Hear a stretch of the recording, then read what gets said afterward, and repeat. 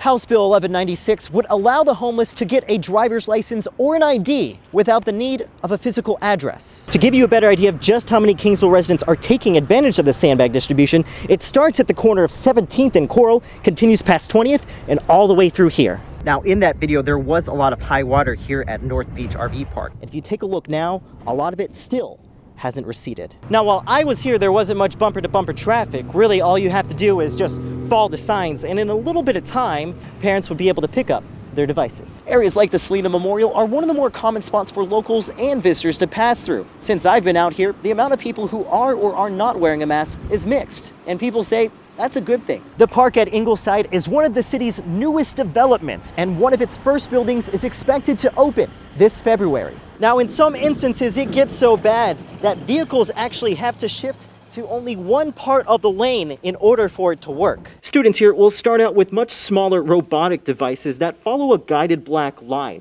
In due time, however, they will soon upgrade to much larger devices. Although local police and fire have since left the scene, a strong presence from the Navy trying to find out what triggered the crash. Galvin says the last hurricane was so bad, this shark decoration was ripped out and they had to go to the ocean to fish it out. It's a wait that took time. It's like covering my eyes. Members of the public waited outside Monday as council members discussed allegations of inappropriate conduct by their chief of police and two other police department employees during a closed-door session. In a 58-page report, former Mathis Police Corporal Eusebio Lerma and 10 others detailed instances of improper behavior. It's only right that the citizens of Mathis need to know what kind of police chief, what kind of supervisors they have here. Lerma says he was asked to resign from the department under duress. I think these people should have been placed on suspension pending investigation. I think the Texas Rangers should have came in and handled the situation, but that didn't happen. Chief Marshal Scott Roosh is accused of making offensive comments and tampering with evidence. I don't think what he did was right. I don't think what he did was moral, and he needs to be punished for that. After a few hours, that closed session came to an end. The council voted to allow the city manager to address the deficiencies of the department. I asked the mayor what that meant. Can you kind of give some specifics of what exactly that will do for the people who are here sort of waiting for that answer? Do you know exactly what that will sort of speak to? No, that we're doing what's right for the community, what's best for the community. And what exactly is that? We gave direction to the city manager. Just really quickly, when you speak I'll to be this, right with you. I then tried to speak with city manager Michael Barrera. After some time, he said those 11 reports didn't mean much. I don't have anything that gives me evidence that those things happen. What sort of evidence would satisfy you as a member to be able to see that these people seem some level of closure to something like this? I'm not sure. It just depends on the situation. Situations that Barrera will now be overseeing. Reporting in Mathis, Trevier Gonzalez, KRIS 6 Sunrise.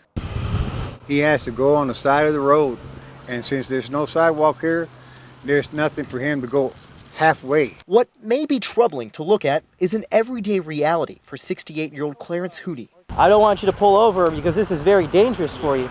Hootie says he was leaving the nearby Stripes and headed to his apartment just a little under a mile north. But once you pass the corner of Navigation Boulevard and Bear Lane, about halfway through, that much-needed sidewalk comes to an end. It's frightening at times. Putting him dangerously close to moving vehicles. Once summertime comes, it's mosquito season. You walk in that grass, you're going to be covered by mosquitoes. But one man who's lived here for decades claims that there is a sidewalk and that it's been neglected.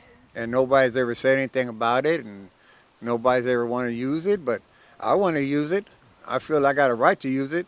When I reached out to the city, I was under the impression there just wasn't a sidewalk, but Welsh tells me there is in fact one, so we're digging to find it. But one broken shovel in, it was hard to come to any kind of answer. We also asked the city about their ADA master plan from 2012. This stretch of road wasn't on the list for any sidewalks, but from that report, now almost a decade ago, it states more than 500,000 sidewalks within the city are non-existent. In an area that already doesn't have much lighting, residents like Hootie continue to wish for some peace of mind. I hope things get better, Hope toward a path of safety for everyone. Trevier Gonzalez, KRIS 6 News. It still don't seem like a real thing. It's a reality that's hard to come to terms with. A business not insured at a complete loss. with still no reasoning as to how it happened. I don't know what to say. I mean, I have a responsibility on me to rebuild this thing.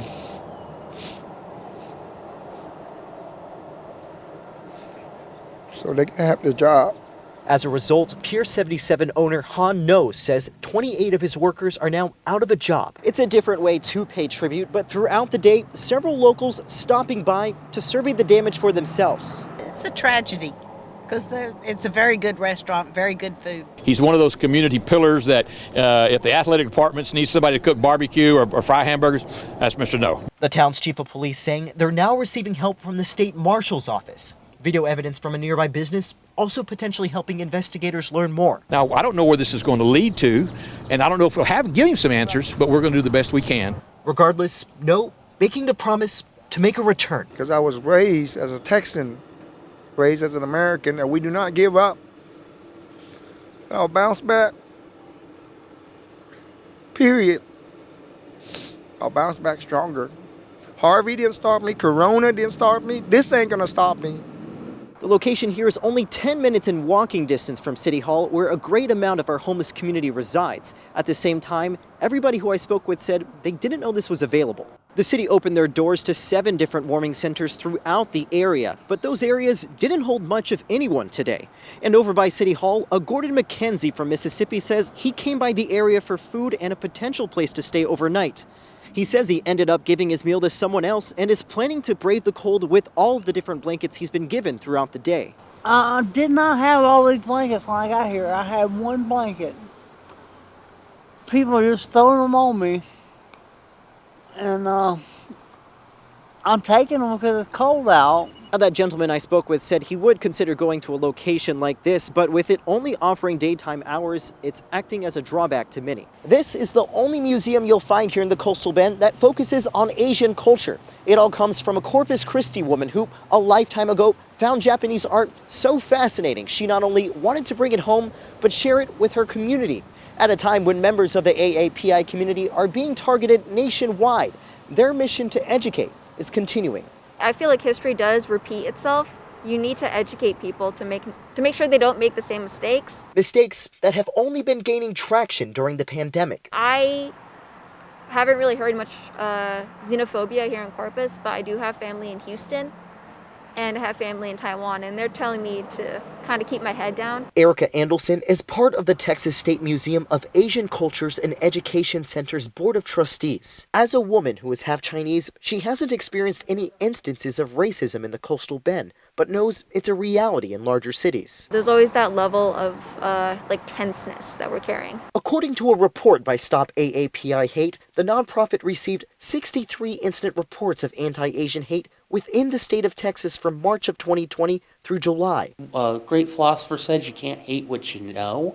It is possible to do so, but it is so much more difficult. But Richard Hafmeister says that hate should be met with history. The museum's sharing of culture stems back to the 1960s to a Corpus Christi woman named Billy Chandler. Because she wanted to start a museum to show the children in the Coastal Bend about the cultures and the arts across the world. They're really dancers. I dance too with them, a lot. A white woman who took time to understand another's culture. I feel like if people just understood more, they'd feel more comfortable. Because I don't like change. If I don't know something, it makes me nervous, and I'm pretty sure it happens to everybody. A legacy the museum continues to honor. Giving people that chance to know and understand these communities and these art pieces and these histories really helps bridge that gap and reduce that hate and that anger. Of those 63 incident reports of anti-Asian hate within the state of Texas, none of them happened within the Coastal Bend area. Still, I'm told by staff that they will continue to be an ally for that community. Reporting in Corpus Christi, Trevier Gonzalez, KRIS 6 News.